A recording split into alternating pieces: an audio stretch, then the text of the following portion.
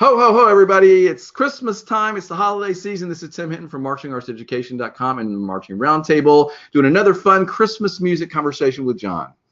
Hey, how's it going, Tim? John from Tone Deaf Comics. John, thanks for having these fun discussions. Hopefully everybody saw our conversation about our least favorite Christmas songs. Today we're actually going to talk about Christmas songs we really like. Yeah. And you know what? I have a number one far and away. I have a very easy number one. Number two was pretty solid. Number three, I had to think about because I like a lot of Christmas songs. Right, and me too. I'm the same exact way. My number one and two were pretty solid, and then I had to find my number three. But I mean, it didn't take long. But I was like, oh yeah, I really love this song. Yeah, I came up with mine pretty easily too. But I did have to do some thinking about number three. But I have a number one favorite Christmas song. No doubt, is always like it's for a long, long, long time. I've had one I really love. Okay, well, you want me to start first or you? Yeah, you go first this time. Okay, so my number three, I put "Have Yourself a Merry Little Christmas." That's a good one. I really like it. I especially love the way Karen Carpenter sings it on the Carpenter's Christmas album. Okay. We'll talk about the Carpenter's Christmas album when we do our favorite albums. I can already give you a little heads up on that. I love it, but I love her version of that. And to me, this is an example of a Christmas song that's sentimental and earnest and heartfelt, but manages to not be corny. It's sort of a little bit melancholy, and it's very sincere. And I think it's a really special song. It's from a Broadway show, and I just think it's a great, great composition. Yeah, I do like that one a lot, and like even as you're saying, what it portrays, and like even in like when Harry Met Sally, when it's played in there, just really well. It's a good song. Yeah, and actually, I think I said from Broadway show, but I actually think it was written for a movie because Judy Garland sang it originally. And it's interesting because if you watch that original movie where she sings it, there's actually some words that have been changed because the words are a little darker. It's sort of like a wartime thing, if I understand really? it. And so the current version that we always hear everybody sing, actually they changed some of the lyrics to make it a little less dark. It's very interesting. So the history of that song I really like, but I like the fact that it's earnest but not corny, and it's sentimental but not Christmas shoes, as we have had a discussion on our last one. If you missed it, you need to watch that. So anyway, John, what's your number three? So my number three is "O Come All Ye Faithful." I just really like this song. Like, I like a lot of old traditional songs. Like my dad's favorite was always "Hark the Herald Angels Sing." Oh God, what's the other one? I can't remember, but this is one that I like a lot, and there's like so many different versions of it. Like there's like fast versions or slow versions. There's like grandiose versions. It's one of those songs that I think is just really well constructed, and it's got some interval leaps. I like interval leaps, so That's nice you say that, because like I love "Deck the Halls," and I didn't put that on my list, but like those traditional carols. They've held on all these years, and there's some weight to them that I think really they deserve. Yeah, right. Yeah, but that's my highest traditional song. Well, I like "O Come All You Faithful." That's a good choice because there's something very triumphant. It's very strong the way it's written. Yeah. Fun to sing. Yeah, it in is. a crowd, especially. Yeah. Cool. Apparently. All right. That's a good choice. I like that. I'm glad you mentioned all the traditionals because I didn't put any traditional carols on my list of three, but I love a lot of them. Like even Jingle Bells. Like who doesn't enjoy singing Jingle Bells? I mean, 12 Days of Christmas. I've had so much fun at Christmas parties doing 12 Days of Christmas. I can't even begin to tell you. That song goes on too long, Tim. I know, but it's fun. Well, I usually play the piano, so I like mix. There you go. Like my friend David had this Christmas party for years, and I would sit down. He would make me play carols. It was really fun. So I would play, and everybody would gather around the piano, and we would have just these sort of raucous sing-alongs, especially if it's later in the party. If you can by all means. So everybody has a really good time. But like the 12 Days of Christmas with people that have had a few glasses of wine, it's really super fun. But anyway, I'm a little off the topic. So let's move on. When you have people start acting it out, I'll just leave that there. Yeah. My number two, "Merry Christmas, Darling." Carpenters. It's an original one by the Carpenters. I love it. I've heard this. Yes, you have. They play it all the time. "Merry Christmas, Darling."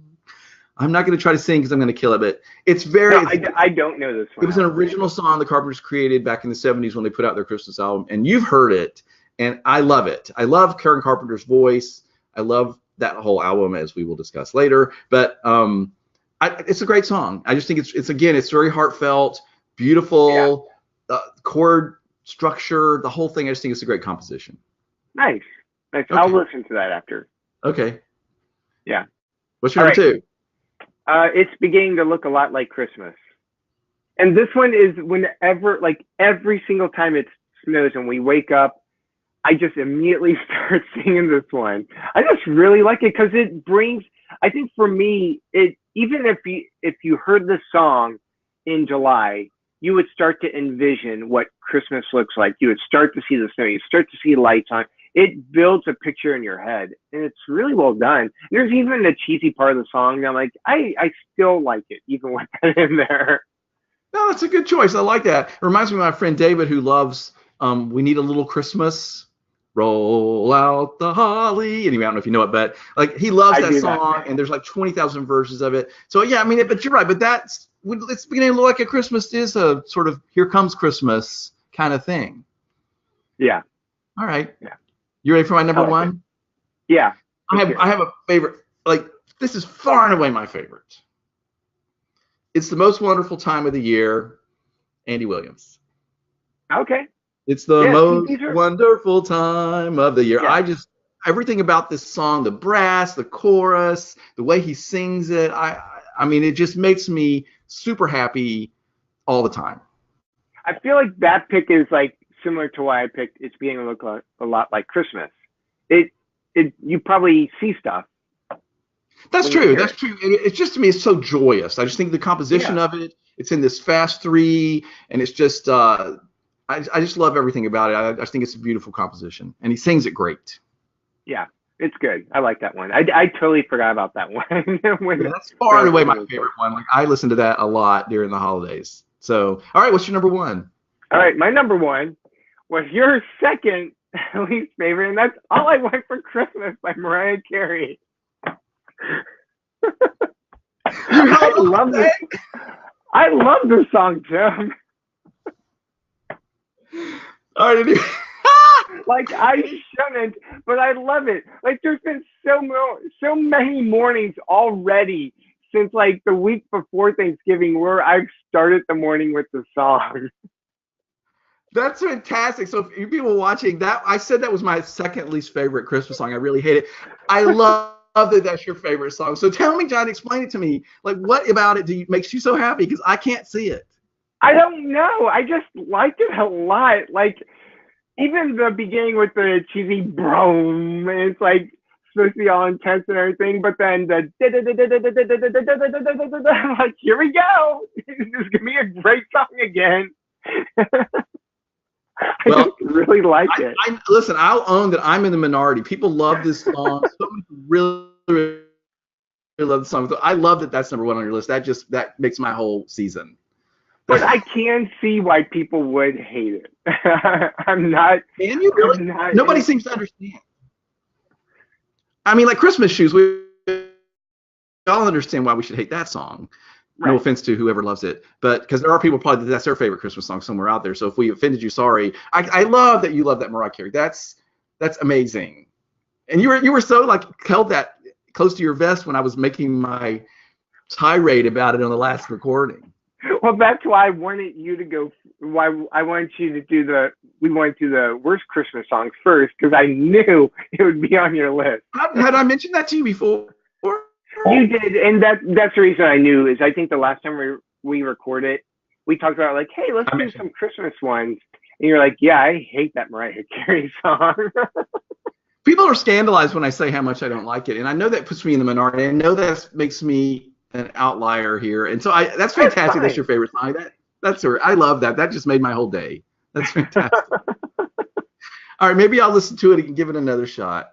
Wow. Watch that Jimmy Fallon video first, because that's what changed me. All right, I will. And I don't talk about that in the last one. Yeah, all right, I'll check that out. All right. But that's what's great about music, John, is like everybody gets to like what they like. You know what I mean? Yeah. Like except for Christmas Shoes.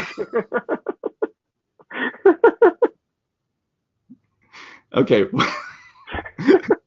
Well, this is super fun. So everybody that's watching, we're going to do another one of these about our favorite Christmas albums. So make sure you catch that out. John, you're doing fantastic work at Tone Deaf Comics. I loved your recent comic about General Effect with you drew him.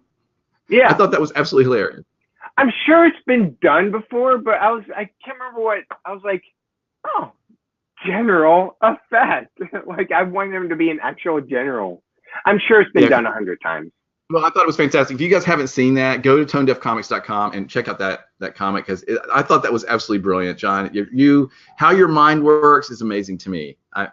It's very cool. I love your stuff. Thanks.